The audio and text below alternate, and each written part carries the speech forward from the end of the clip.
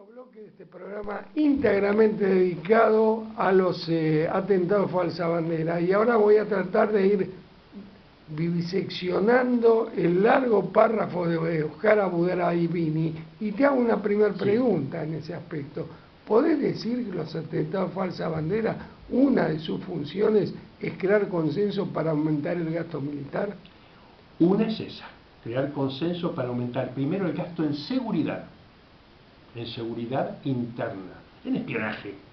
Y sobre todo se le dice a los... ¿Policía no? Si se lo dice a los ciudadanos que el terrorismo justifica la necesidad de que yo te investigue a vos y a todo el mundo. Como todo el mundo puede ser terrorista, yo te tengo que investigar a vos, a tu email, a tu Facebook, o como dice el profesor Raúl Isman, que a mí me gusta, Facebook en Argentina debemos decirle jeta libro. Entonces, le dicen a la población que apareció la necesidad de investigar a todo el mundo, que se te pueden investigar los emails, el Facebook, todo. Todo. Incluso cambian las leyes. Lo primero que cambia en Estados Unidos es el sistema de leyes para que se pueda poner la patriótica, el acta patriótica o el acta patriótica. Fue la consecuencia interna, digamos, el golpe de Estado interno que representó en el exterior fue para justificar la invasión de Asia. Primero de Afganistán y posteriormente de Irak. Sí, pero en realidad en toda la región, porque han ocupado todo. La excusa fue, primero, la primera excusa fue la invasión de Afganistán. No, la de Irak en el 90, la de Irak, que era un terrorista de... Era otro Jorge Arbusto, el padre, el que hizo esa invasión. Bueno, se lo mandó, fue Ramfeld en persona a decirle, vayan y invadan y nosotros nos vamos a bancar. Fue Ramfeld a decirle al loco Saddam Hussein, porque no era loco, pero estúpido no era. Y después una vez que se mandó, lo usaron. Pero lo dejaron ahí, no lo bajaron. ¿Por qué? Porque después Estados Unidos se dedicó a destruir Serbia. Ese fue el objetivo estratégico de los 90, Estados Unidos fue la destrucción de Serbia. Y congeló el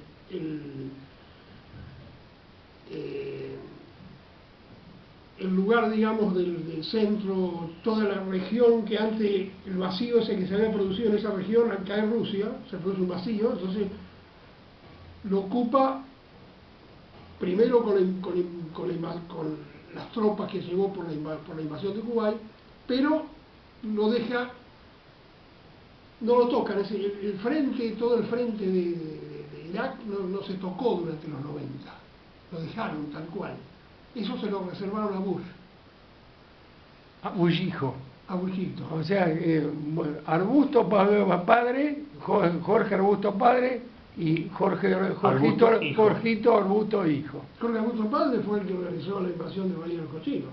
Por eso una de las barcazas una se llamaba Arbusto, Bush, y la otra se llamaba Bárbara, la mujer de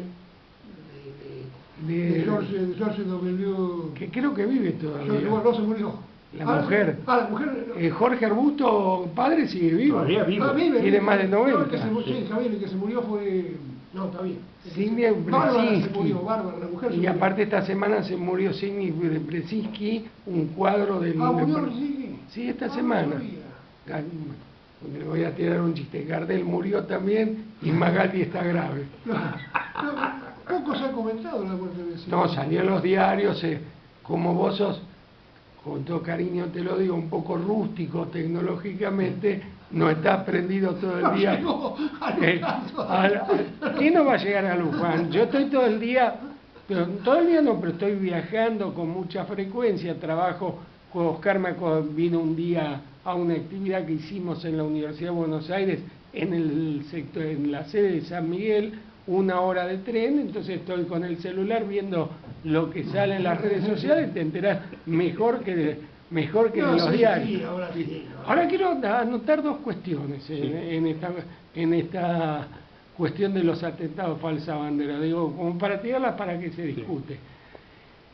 No sé si recuerdan que cuando Estados Unidos invadió Afganistán, Bin Laden se escapó en motoneta, según la información de Estados Unidos. Más pelotudos no podían ser. Nadie puede creer que Bin Laden se haya escapado en motoneta del ejército de los Estados Unidos. Y lo otro que yo quería señalar es el hecho de que el atentado de las Torres Gemelas es algo difícil realmente de creer en su versión oficial. Yo he visto videos que marcan que el derrumbe del edificio no podía ser sino por una explosión interna.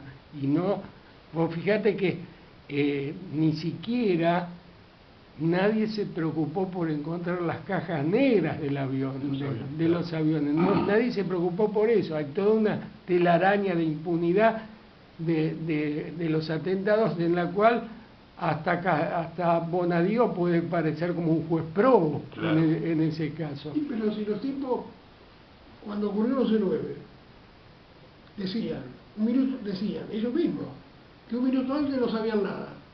Dicen que no sabían nada, y resulta que después se probó que habían hecho un simulacro de atentado. Claro, estaban haciendo un simulacro. Sí. Otra característica, sobre todo el 11/9, que es el atentado más estudiado, es la puesta en escena.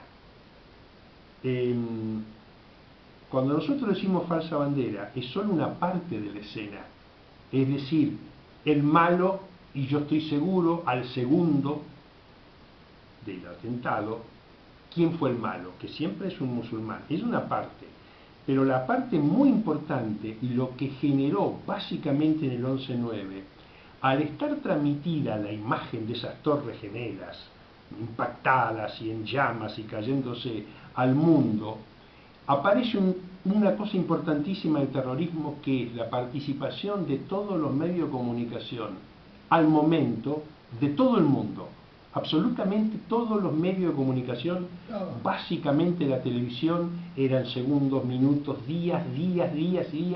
Es decir, que con el 11/9... Y el 11 de septiembre te olvidas de un pequeño detalle. ¿Cuál? No se podía acceder a Internet. No podías contrarrestar la información oficial porque no podías entrar a Internet. Yo intenté varias veces y no se podía. Estabas condenado a ver la televisión. Y estabas condenado a ver la televisión donde sistemáticamente te repetían lo mismo. Entonces es otra característica del terrorismo, que es este nivel enorme mundial de globalización de un guión, una imagen. Es decir... ¿Y quién escribió el guión para vos? Bueno, la CIA tiene... Yo creo que tiene nombre, del autor tiene nombre. Sí, no sé qué nombre. Samuel Huntington, politólogo del Departamento de Estado, que escribió un libro que se llamaba Choque de Civilizaciones. Dice que el enemigo de Occidente es el Islam. Está marcando quién va a ser el enemigo. Yo creo que al revés, digamos. Huntington, como tantos otros, escriben. Entonces los tipos usan lo mismo que Fukuyama, el famoso ese del fin de la historia. Bueno, pero ese Fukuyama es un chanta, que Macri puede parecer un estadista, y Marcos Peña un político serio al lado. Fukuyama y Huntington armaron la estructura del nuevo siglo americano, es decir, de la globalización y la unipolaridad. Pero Huntington es un politólogo relativamente serio, a diferencia de Fukuyama. O sea, es un tipo que es pagado por el Departamento de Estado. Con el 11/9 aparece más clara, además, una amenaza a todo el mundo que pretenda pensar.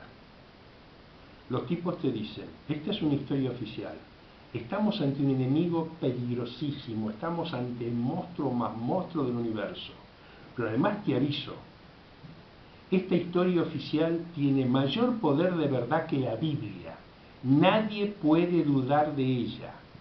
Y aquellos que osen dudar, a los cuales vamos a llamar conspirativistas paranoicos, pueden correr riesgo.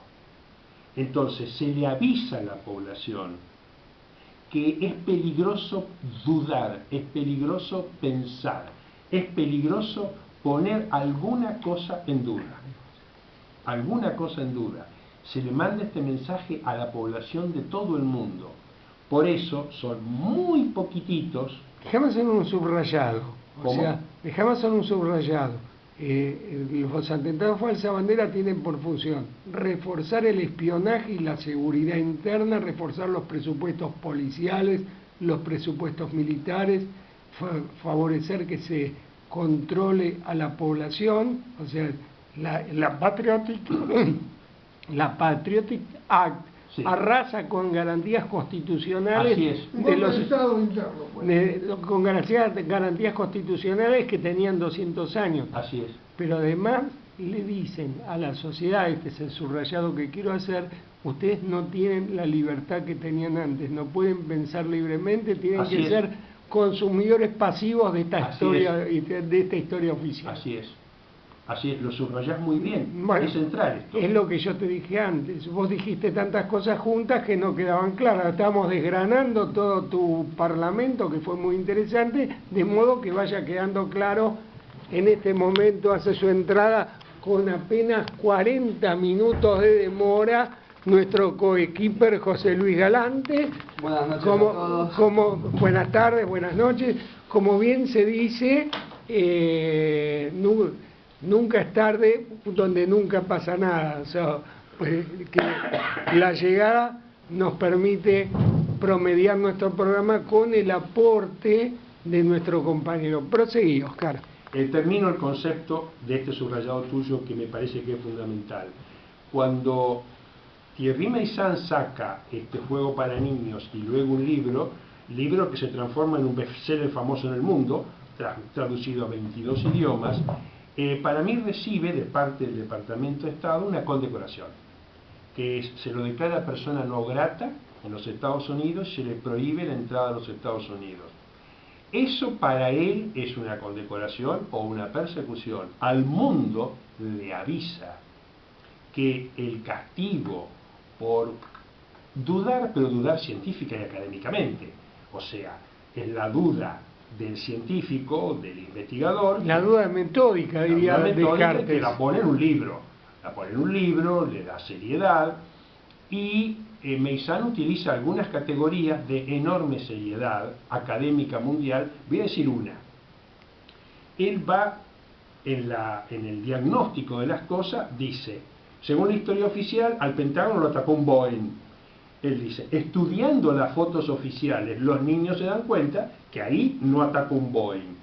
Si no fue un Boeing, ¿qué fue? Entonces ahí él le pregunta a especialistas de alto grado del ejército francés de artillería y le dice, el edificio más blindado del mundo, que es el Pentágono, con paredes blindadas, ¿blindadas para qué? Y el especialista en artillería le dice, están blindadas ante un eventual ataque de tal tipo de cañón, de tal tipo de bomba, de tal tipo de misil. Un misil convencional no los pasa, un Boeing por supuesto no. Entonces se le pregunta al militar, ¿qué tipo de arma puede atravesar 3 anillos del Pentágono?